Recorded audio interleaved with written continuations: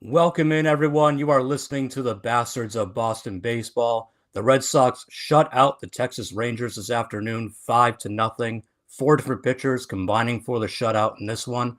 Red Sox win the series before they head on the road to face the Kansas City Royals. I'm your host, Jason Kelly. I'm here with Terry Cushman and Jim Delfino. So, guys, pretty good win. Shut out the Rangers, so you get the series win.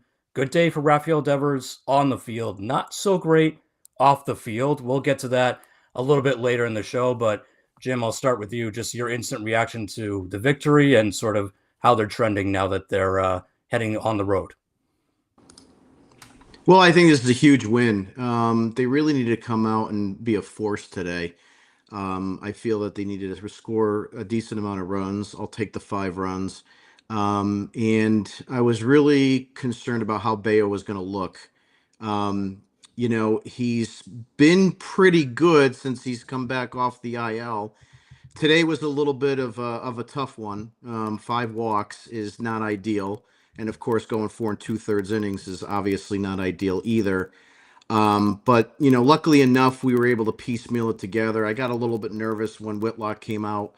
He hasn't looked good lately, but he did fine. 1 hit, couple strikeouts. He did have a walk. And then finishing off with Hendricks, 2 innings. He's been looking pretty good. He's got his ERA down about 2.25 now. And so he looked pretty good. So that's a pitching side. Offensively, great day for Devers, as you said, home run and another hit. Navarez had a hit. And I think that was about it. No, Rafaela had a couple hits too. I apologize. So 6 hits in total. But they got the 5 runs. Leiter didn't look that sharp. I don't think he's really been that sharp to begin with. But moving forward, it's an important win. They're going to face some stiff competition now with Kansas City and with Detroit. And so it's not going to be an easy one. Yeah, so I'll tell you what, you dropped the first game. It was ugly. You've had a couple of ugly series, and you dropped 3 out of 4 previously to Texas. I mean, it looked pretty close to the bottom of the floor dropping out on you. And then you come back, you have a decent start from Houck. Bayo battled today. Unfortunately, you can't say it was a step forward. He has won every start so far he's made. So in all 4 of his starts, the Red Sox have won those games. I think he's been credited with 3 of the wins. Today, he was just a little bit, he didn't quite make it 5 innings, so he wasn't eligible for the win. But I'm happy we've won the series. You're going to Kansas City, who has won 16 over the last 18. They are the hottest team in Major League Baseball. That's going to take place at Kauffman. So they're going to have home field. That is kind of a pitcher's park. So our pitching matchups last I looked, and it was ESPN, so take that for what it's worth. But you're going to get Giolito in there, and I thought there was one more start that wasn't super favorable. It might be Houck again. I'm not sure. Crochet goes in that series, so that'll be good. But The other start is Dobbins. Just real quick. Dobbins. Yes. Yep. Right. Who I love watching, so I don't know how it's going to end, but he's got some good off-speed stuff, so we'll see how his season progresses. But yeah, and we took some flack from I'm not going to mention any names, but it was definitely Johnny Fontaine and on Rafaela, and Rafaela had a big game today. So you got a lot out of your offense. Yeah, the offense was good. Bayo, like you said, he battled. It was a weird start for him. The stuff looked good. Like the velocity was there. He was mixing up his pitches, but he just got a little too meticulous and wasn't painting the corners the way that he wanted to, and that's what led to the 5 walks. So definitely a weird start where you can walk 5 guys in less than 5 innings, and you still don't give up a run. So he had a little bit of luck there. But I will say this is also a good game for Alex Cora because Bayo was at 83 pitches, had gone 4 2/3. There was one more out to get, but Texas had two guys on with Adolis Garcia coming up, and Cora pulled him. Cora went out, pulled Bayo, which is a tough move as a manager because you're basically telling him you're not going to get the decision, which, some pitchers care about that, some don't. But for a young guy like Bayo who's still trying to build his profile, he might. I'm sure Bayo at 83 pitches thought, I can get Garcia, let me get him, and just then I'll come out of the game. But Cora made the right move. He saw that Bayo was kind of struggling all game and decided, you know what, let's go with Slayton. Even on the broadcast, they were saying, it's interesting. Slayton's a late inning guy, and Cora's bringing him in the fifth. That tells me that Cora really wanted this one. He didn't want Texas to get that third game. He wanted to win before they go out on the road, which I thought was important. So good on Cora for being aggressive and sort of saying, look, Brian, it sucks that you're gonna get a no decision for this one, but we need this game. We need to win this one. We need to get some momentum under ourselves, especially heading on the road facing two tough teams. So I thought that was a good move. Slayton looked good. Whitlock looked very good. And, Hendricks, those final 2 innings, he was fine. Velocity was good. He wasn't missing any bats, but he was getting a lot of pop-ups and weak contact. So at this rate with Liam Hendricks, you'll take that. So ultimately, your offense did what it had to do. Most of it was Devers and Rafaela today, but that's okay. You're going to have games like that, especially with the way the offense is going. So they did enough. They won the game, and now you can kind of head on the road, at least with some momentum off on the field. But off the field, guys, there are some problems. And it's a nice win. It's great to celebrate that. But after the game is when the real fireworks took place. So obviously, Tristan Casas being out for the entire season, not great. You're looking for first base help. You're looking for a solution there. And, I remember Tuesday we were talking about it, saying, well, why not just ask Devers? Why isn't Cora asking Rafael Devers? Like, what's going on here? And so we got some comments from Rafael Devers after the game today where he basically admitted that it wasn't Cora who talked to him about going to first base. It was Craig Breslow. It was the general manager, or whatever his official title is, president of baseball ops, whatever you want to call him. Breslow had the sit-down conversation with Devers and asked him to go to first base. And Rafael Devers said no. And again, so this is all coming through translation, so, bear with us on that. But essentially, he said no, and some of Devers' comments were, I don't think it's appropriate for them to ask me to play first base. They already asked me to play to go to DH. They basically asked me to put my glove away. And he mentioned that, his initial thing with Breslow, he said, why is Craig Breslow talking to me? What does he have to do with me? And, what's he got against me? Like, I don't understand that. He's a former player. He should understand how difficult it is to switch positions. He had later comments about, I think it's unfair. Like, they asked me to play DH, but then if someone gets hurt in the outfield, are they going to ask me to go play the outfield too? And Devers basically said that he thinks Breslow should look outside. He should look at the trade market or free agent market and go get a first baseman there. So essentially, Devers' comments came off as, nope, I'm not going to do it. Screw you guys. You took my position away. You told me to put my glove away, and you should just figure it out because I'm not going to do it. So definitely a lot of fireworks coming out of it after the game. Regarding the first base position, Jim, I'll start with you. Your reaction to all that because it all came out after the game. Like, you get this nice win.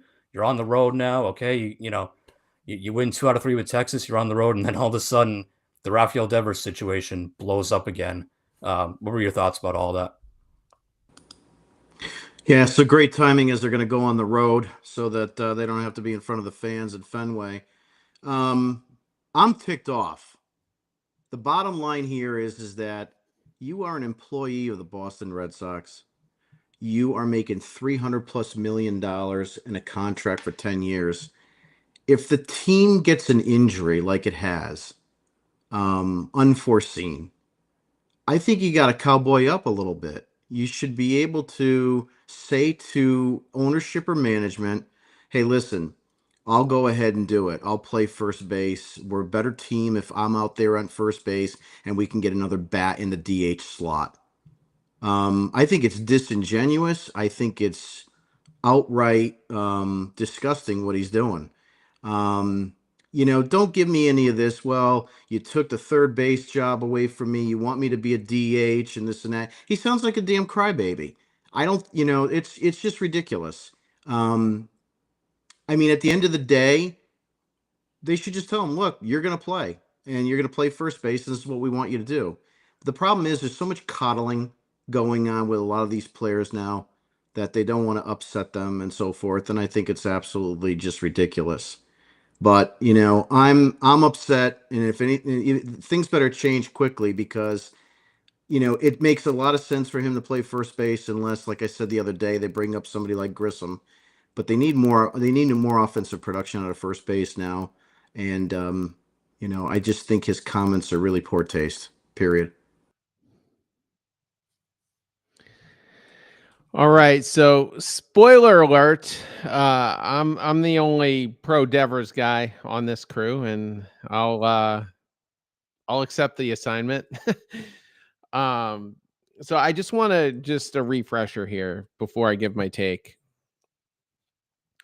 In the years prior to this, nobody's ever questioned the effort that Devers has put forth. Okay, the errors have been frustrating, but they haven't been for a lack of effort. He has really been, I mean, we just went through a very dark era of Red Sox baseball throughout the bulk of the Bloom years here. He was basically the one of the only things keeping us relevant in that time. And he's your franchise player. I said multiple times last winter before the Breslow signing. When the Breslow signing happened, if you haven't noticed, I chilled out and we got at least one key right-handed bat, and he wasn't my first choice, but at least we did something and we got him. And I think in hindsight, he's probably been the best choice. I mean, I don't know if anybody's worth $40 million, but he's in the top 5 or 10 in so many categories, and he's leading Major League Baseball right now in doubles. That's my favorite category. If you're leading in doubles, chances are all the other categories are pretty good too. You probably still have a bunch of home runs anyway. You've probably driven in a bunch. I'm pro doubles, so it's worked out. But this is my big thing. This is the root of why I'm pro Devers here. And I've mentioned this throughout the winter multiple times, several times. Breslow isn't a likable guy. Okay. He's very vanilla. He's very plain. He's not personable. He's not empathetic. He's not sympathetic. And I've even questioned, and as far back as last season, I don't know. He's just so green. I don't think he handles himself well with other executives and players' agents when he's trying to facilitate deals. I think he's very robotic. I don't think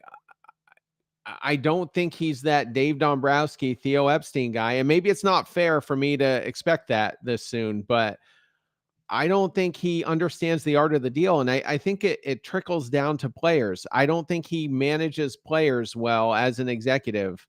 Not that he's the first guy in line to do that, but I think he walked in, just said, you know what? I've got Bregman now.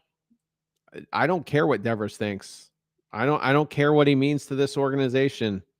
He's my DH, and I'm not going to lose any sleep over it. Rafi all winter long was constantly wanting assurances. Am I still the third baseman? And he went through a round of Bregman rumors. Then he went through a round of Arenado rumors. And then it got pretty quiet for a couple months. Then the Arenado stuff cropped up. Then we finally got Bregman. A Jeff Passan report came out seconds after the Bregman signing saying that it is expected Bregman's going to be playing second base, until he wasn't. So it was an emotional roller coaster season for Devers. And I think the Red Sox botched it. And one of the key ways they could have avoided this was to simply get rid of Tristan Casas. Okay, they didn't get the package they wanted, so they kept him. But what's he worth now? In hindsight, he's worth nothing. And we might have to have the aggravation of him coming back, slumping brutally like he has. And I just don't want to keep reliving that. And had you done that and you just said, look, Raph, we're just going to move you over to first base.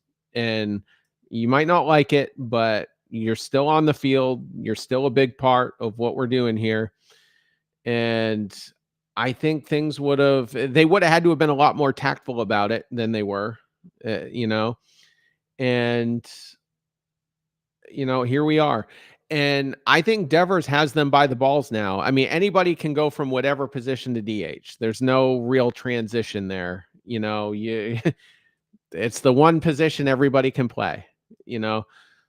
If Devers doesn't want first base, it's hard for them to really force it, you know, and if his heart's not in it, it's not gonna go well, you know. So first base is usually a spot where guys go to keep their career relevant, you know, and Bryce Harper had to do it, and Vladimir Guerrero had to do it, I think either in or right after his rookie year, got moved over to first. So we'll see what happens there, but I put this more on Breslow.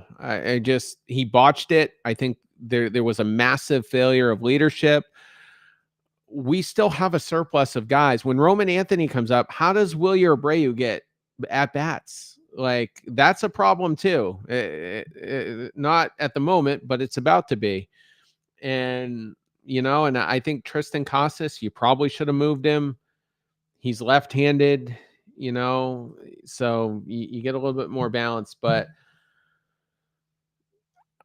I hate Breslow more, and we'll see. And I guess I was going to save this take. I may as well give it right now. It'll be brief. If I'm Rafi Devers, I probably would cave and go to first. Okay. Because you might have to call up Yoshida. I don't like it. Since the rumors before we even signed him, I've been eviscerating that signing. But I still think a Yoshida, Ref Snyder platoon at DH is going to be way more production than Casas would have given you at first base. I think those two players combined are going to give you decent production, and then Devers will hopefully continue to do so at first. But if I'm Devers, this is what I do. Maybe I'm exaggerating a little here, but I bust down Breslow's door and I tell him, say, listen, I'm going to move to first base, but you're never, ever taking me off of it. That is my position. You don't have anybody else in your system. I'm never being a DH again. And one of the points I forgot to bring up, Jason did bring it up. Devers kept saying, they told me to throw my glove away. Throw my glove away. I don't need my glove anymore. I'm not a position player anymore. That's been weighing on his mind. Okay. So I tell Breslow, you're never taking me off of it. I make more money than you. I'm more important to this organization than you. And I'm going to be here long after you leave, long after you get fired. I'm never coming off of first base. That's how I handle it if I'm Rafi Devers. And then, you know, let's never speak about it again. But it probably does have to happen because there's a massive logjam if it doesn't happen. Yeah, and to piggyback of what you were saying about, Devers kind of kicking in the door and saying, look, I'll play first base, but that's my position now. Keep in mind the elephant in the room that people don't want to talk about because it's an off-season problem. The year that Alex Bregman's having so far, he's going to opt out. He's out of here. Yeah, if he keeps going the way he's going, he's gone. So now you're gonna have first base with Tristan Casas not ready for opening day. There's no way he'll be ready for opening day next year. Probably won't see him until June, and who knows what he'll be when he comes back. And you'll have a vacant third base. So if you're Devers, you can storm into that office and go, pretty soon you're gonna have no corners. Like after this season, you won't have a first baseman, you won't have a third baseman. So give me a glove. I'll take first base for now. I'll do it because I can do it. But I want to reopen the whole idea of me playing third base again when this is all said and done. He absolutely has the leverage to do that. The Red Sox don't have a Roman Anthony version at the corners in their farm system. They don't. The closest thing they have is Blaze Jordan, and he might stink. He might never see the light of day in the major leagues. So he might be a 4A Bobby Dahlbeck kind of guy. So Devers has a ton of leverage because, again, they don't have a version of him waiting in the wings in the minors. And the Casas injury, that's a big one. If he's ready by Memorial Day next year, that'll be a shock. So that, first base is already like you need him there. And like I said, Bregman, he's going to opt out if he keeps going like this. So they're going to have two problems pretty soon. But at least for the immediate, yeah, Devers should be playing first base. And I get your point about the Red Sox completely bollocksed it in the offseason with the whole, the press conference at the start of the winter. Oh, no, we believe in Rafi's defense. We believe he can improve. We're not worried about it. To, a week later, oh, the Red Sox are interested in Nolan Arenado and Alex Bregman. Like, those rumors were swirling. Anyone with half a brain saw what they were doing. And they bring Bregman in. They say, oh, no, he's going to play second base. Don't worry about it. That lasted like 3 days. And then they started playing him at third base. Rafi still wasn't ready. And, we were frustrated with Devers in the winter and in the spring because he wasn't getting in the lineup. And, maybe that's, it is what it is. But he's sitting there going, guys, I'm still trying to get my swing right. And I'm still trying to get ready with, the two bad shoulders I had last year. And you've already replaced me? You said third base was going to be mine. Now you've already put him there. So it was kind of like out of Rafael Devers' hands. Like, yep, you're going to DH because you couldn't be ready by the start of spring training, and Bregman was. So that's frustrating on his part. And now you've got, this massive injury, and you're asking him to go to first base. Look, I think eventually he's going to do it. I don't think Rafael Devers is going to sit here and pout for an entire season while the team cycles through the Abraham Toros of the world at first base. Devers is sick of losing. He is. He's sick of losing. He's sick of not being in the playoffs. He knows deep down the best thing for the team is for him to pick up a first base glove and go there. And then they can be flexible with the DH spot, whether they want to call up Yoshida or whether they just want to do what we all think they should do and call up Roman Anthony already and put him at DH or whatever, cycle your outfielders that way. Devers knows that. He's not that stupid. So I think the comments didn't do him any favors because he comes off as a petulant child, but I get his point. The organization has screwed this up from the very beginning. And I mentioned this on Tuesday's show, like the Tristan Casas injury. I'm not saying that you could see it coming because no one saw that coming, but he is a guy who has missed a lot of time with injuries, and you didn't have a backup plan at first base. Your backup plan was Abraham Toro, who's not even a natural first baseman, by the way. He's a third baseman by trade. Like, first base is not his natural position. Like, that's pathetic. So, yeah, now they're scrambling. Now they're having to go to Devers and sort of with a mea culpa and ask him to play first base after telling him he's not going to play the field ever again. He has every right to be pissed. I understand that side of it, but I also look at it from like the Kevin Millar side. Kevin Millar in the booth on Tuesday night was saying, look, I played first base, but they asked me to play third one day with a terrible arm, and I did it. They asked me to play left field and right field when they knew I could barely move and had a terrible arm, and I did it. He's like, because I wanted to win. And he's like, that's just what you do. And it's a different generation of players. I get that, but that's more what I would expect from a guy like Rafael Devers. Just, yeah, you want me to play first base? Okay. And look, if what we're seeing from the sort of revised comments that, people with their own translators all over Twitter now say, well, no, he said that it's going to take him time to learn. That's all. Okay, if that's what it is, fine. Lou Merlone brought that up tonight. He's like, look, he's going to have his scuffles. That's okay. No one's expecting him to go to first base and become a Gold Glover right away. It's okay if he has a couple of, rough games or, boots a couple balls, whatever, while he gets used to it. But just be willing to do it. When you sit there and say, well, they told me to put my glove away, so I'm not picking up my glove again. Like, you come off as a petulant adolescent, like, baby. It's just, that's not what you want from a guy who's the highest paid player on your team. So I get Devers' frustration, but he also needs to put that aside now. Okay, like you can bitch about it all you want later. If you want to write a book later on, like Francona did, fine. I don't care. For right now, can you get your ass to first base so we can start winning games and putting better lineups out there and stop whining to the media the few times you actually want to talk to them? Like, that's what I'm more concerned about. It's like the team is kind of going back and forth. They're teetering a little bit. Yeah, they won today, but they're still not in a great spot. Get your ass to first base, stop whining, and just do it. And if you want to whine later, go ahead. You want to whine about the GM who you clearly hate? Go ahead. You can do it later. For now, can you just do what's best for the team? Like, that's where I'm more like that, again, it's May, it's still early, but pretty soon it's not going to be early anymore. Clock's ticking. Get your ass over to first and whine about it later. One of the things, real quick,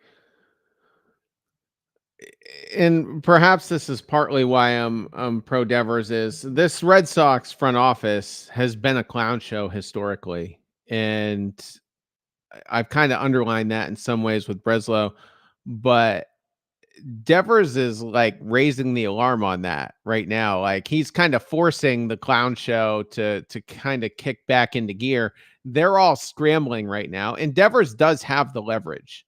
I honestly don't believe there's a way they can just pencil him in there without him, taking reps, for a week or so before games and all that. So it's like I said, it's not like sending him to DH. Like, it's a new position, and it's a transition.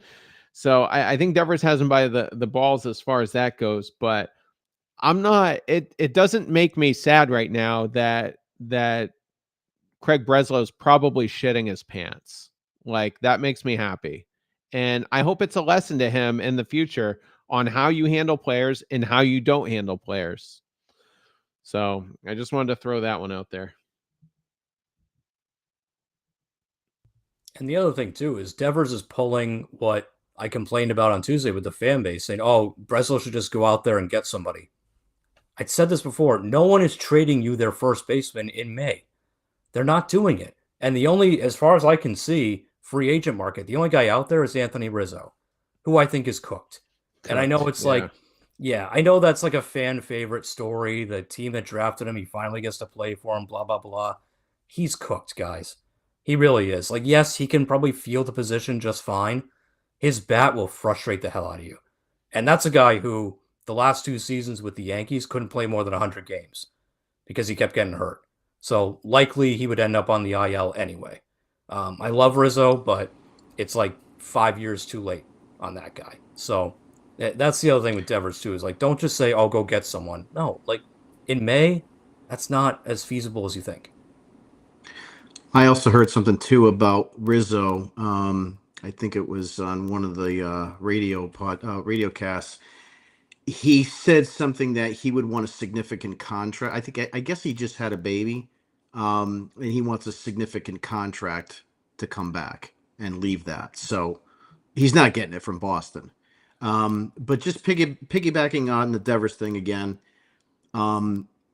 I think one of the problems that we have here is that we're led to believe, because he's the highest paid player on the team, that he's a leader, and the reality is he's not. And again,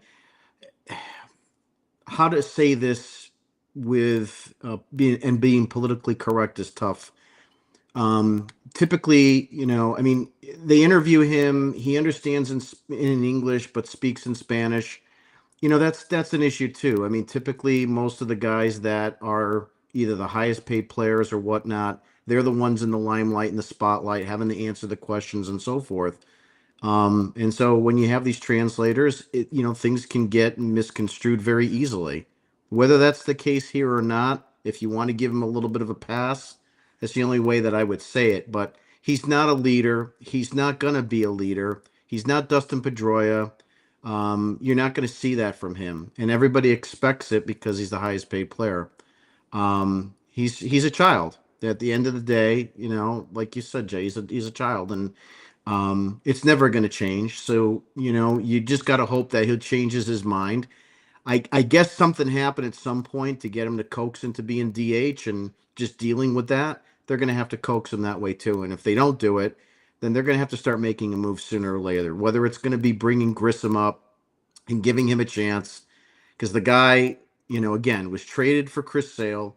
You paid $18 million to have Chris Sale win a Cy Young for you, or for the Braves.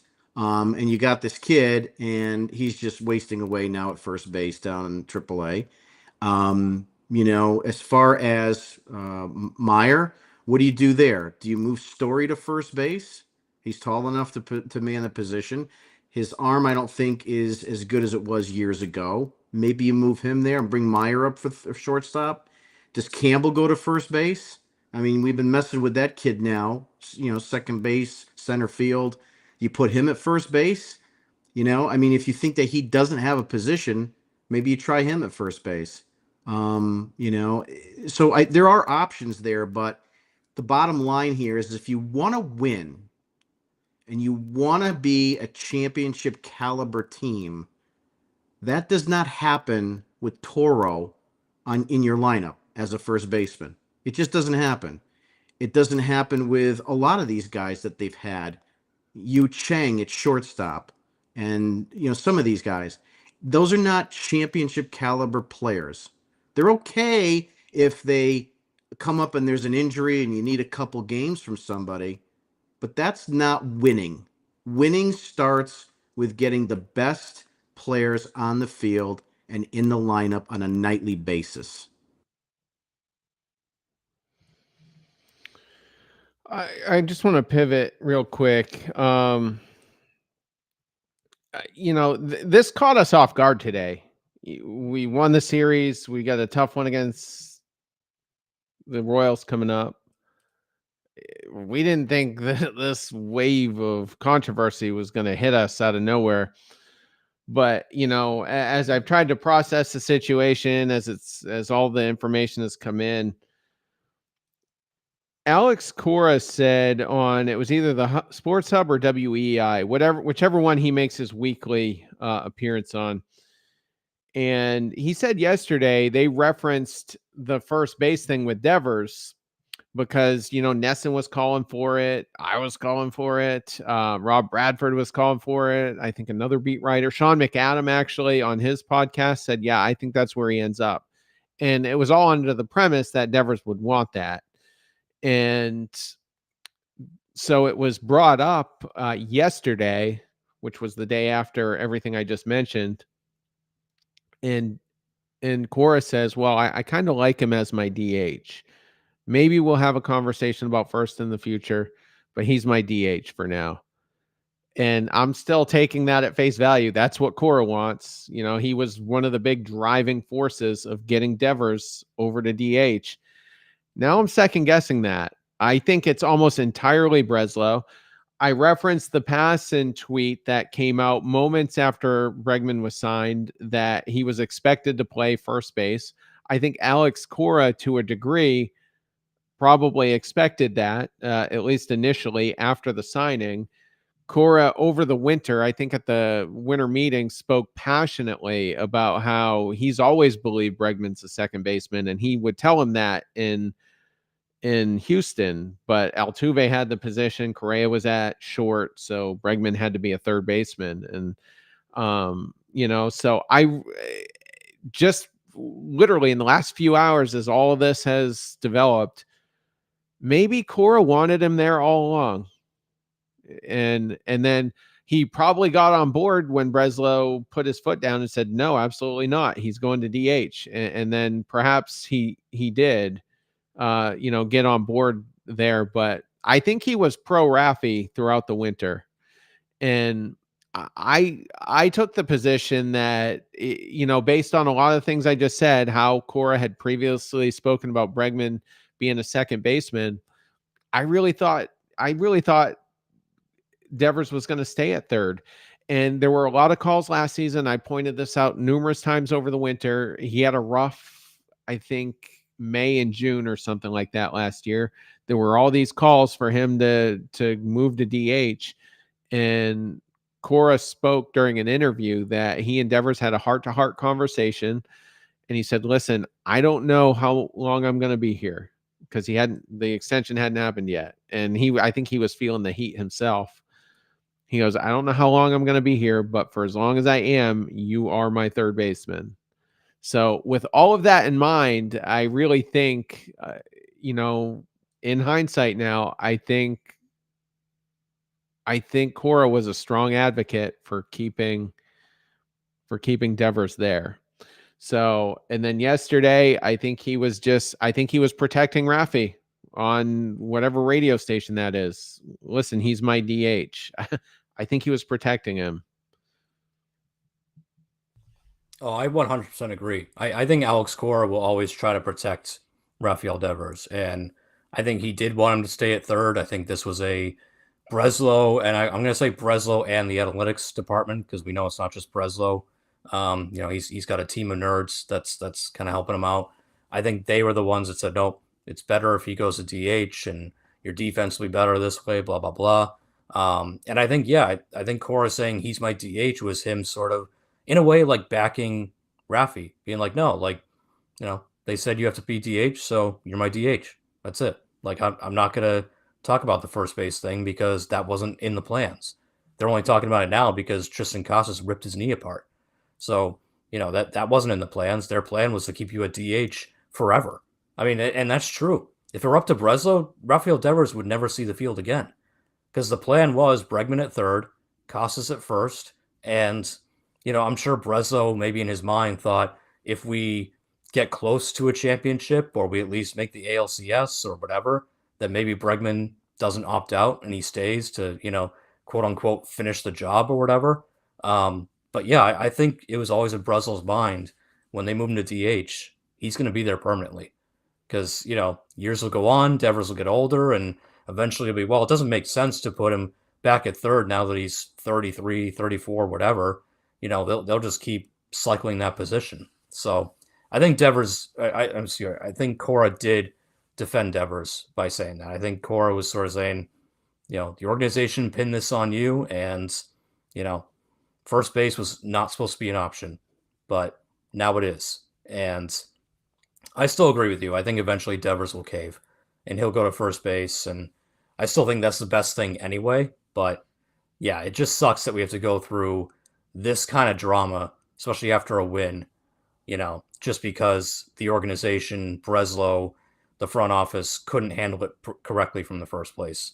Like, that's really frustrating. You got a thought, Jim? I got. Well, as far as Bregman's concerned, I don't think there was any chance he was playing second base for this team. I think all along it was to be known that he was going to be the third baseman, because I think a lot of it was factoring on the fact that they were probably going to move Casas and maybe put Devers at first base back in the offseason. Obviously, they could not trade Casas. He has no trade value, and that was back when he wasn't injured. And I think they really wanted to try to pry one of the pitchers from Seattle, whether it be any one of them. But George Kirby, whatever. The bottom line here is that none of that worked out. They couldn't move him. They were stuck with him. So they had to try to appease him and say, listen, we'll put you DH, and, you don't have to play the field anymore, and so forth. So that's my feeling on that. And I don't really think Breslow wanted Bregman either. Back at the winter meetings, I got wind of the fact that there was a argument in the lobby of the hotel between Breslow and Cora and a couple others. And then about 20 minutes after I heard that, Chris Cotillo had the same tweet. So I don't think he was really wanting to have Bregman. I think it was more of a Cora decision, Sam Kennedy decision. But, be that as it may, Bregman's been fantastic, so we know that. but I just don't think there was any chance he was playing second base for this team. They wanted Campbell at second from day one. They wanted to bring him up. And so that just ousted Devers to the DH spot. And to Jay's point, I think it's 100% accurate. Once they decided that, Costas was not going to be able to be moved, he was going to be the first baseman moving forward. It made it a simpler transition to just say Devers would be the DH and that would be the end of it. But now he suffered an injury. And now it's a whole different dynamic. Can we get Devers or anybody to say, look, this is an unforeseen circumstance. We need to cowboy up and we need to be team players here. Whether it's just for the rest of this season and then they bring him back to DH, I don't know. Of course, now there's a lot of information coming through that the translation was bad. I don't know if you guys are seeing that through some of the timelines. And that he said that he would need time to be able to do it. He couldn't just do it tomorrow. We know that. I mean, there's no way he's going to go and play first base tomorrow night in Kansas City. He's going to need time to practice there. Is he doing it on the backfields? Probably not. I don't know. But the bottom line is that, I think he'll cave at some point. I think he'll realize that it's probably the best move for the team. I think maybe he's just being a little baby. He wants to pout just like he wanted to pout about third. And I think as time goes on, I think if he sleeps on it, right, and he'll realize that, all right, I'll do it. I think he can be pretty good over there, by the way. He without having to throw, without having to worry about the shoulder injury that he had last year. If Hanley Ramirez can do it, I mean, pretty much anybody can. So I like the idea of him being a first baseman. It sets up a better bat for the DH spot, whether you bring Yoshida back, who they've clearly been, kind of trying to let us know that, well, he could bat, but he can't throw. Hint, hint. So he could be the DH. So I would do that first and see where it goes. But time will tell. We'll see. You make some observations there, and there were reports, like you said, that there was a disagreement on Bregman. I remember that during the winter meetings, I think. And then a report did come out that they wanted to move Devers to first. And, and then I'm after that, I really don't think they thought they were going to get Bregman. Because how many times did Boris say over the winter, we're not taking a short-term deal. We're not taking a short-term deal. We're not interested in it. So I really think that, I don't know. I just think Devers wasn't going to be a DH until literally it happened. And they pivoted not long after. Because they were just about to report, or maybe they had reported when the Bregman thing happened. It was into February. I remember that, but yeah, just poor management there. I thought I had one more note. I know we're kind of over here.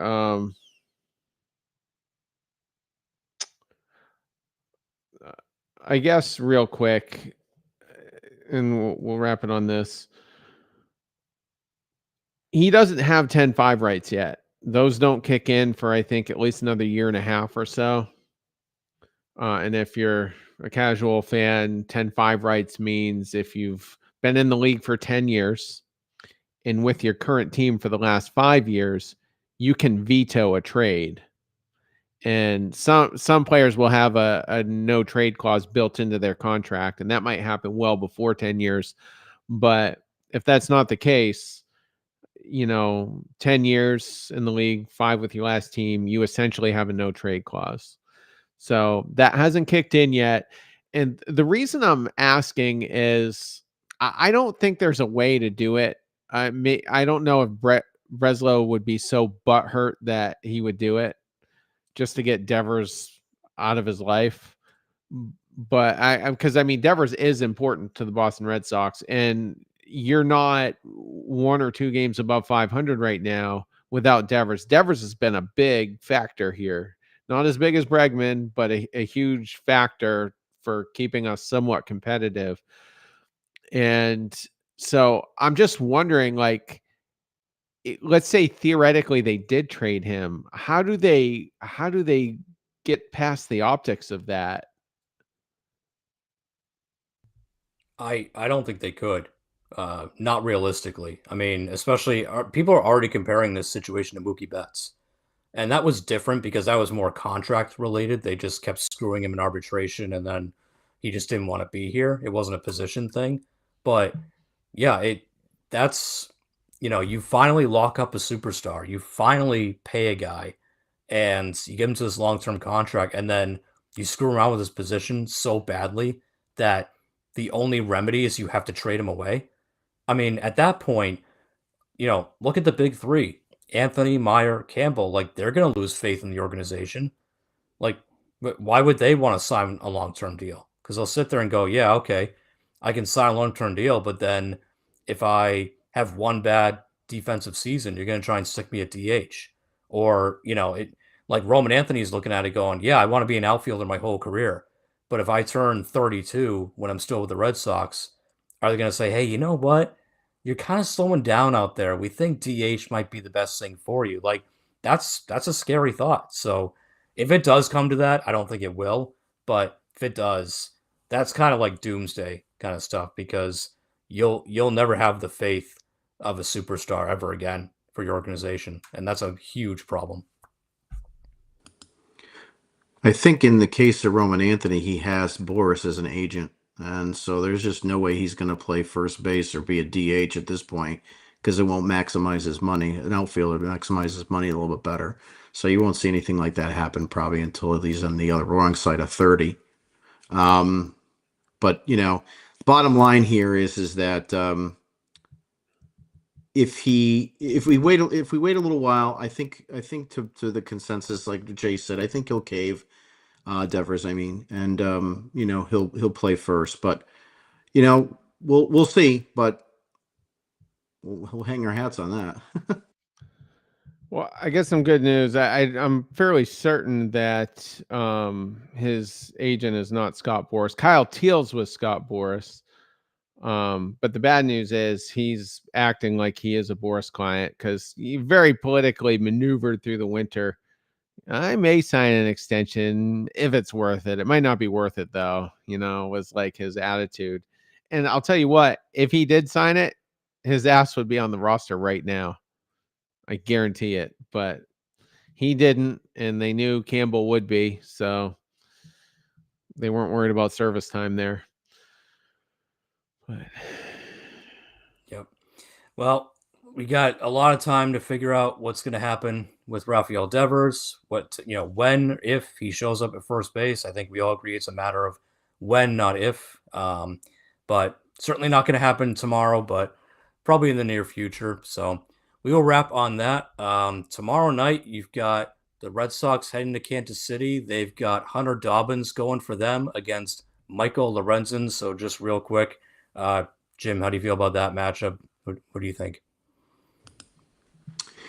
So I think it's the one you've got to make sure that you win. Obviously, game 2 is Crochet and Reagans and Giolito against Lugo. I think the Crochet Reagans game could, wind up being a very low scoring game. I wouldn't be surprised to see a 1-0 loss or victory either way. I have no faith in Giolito whatsoever, especially coming off that last start.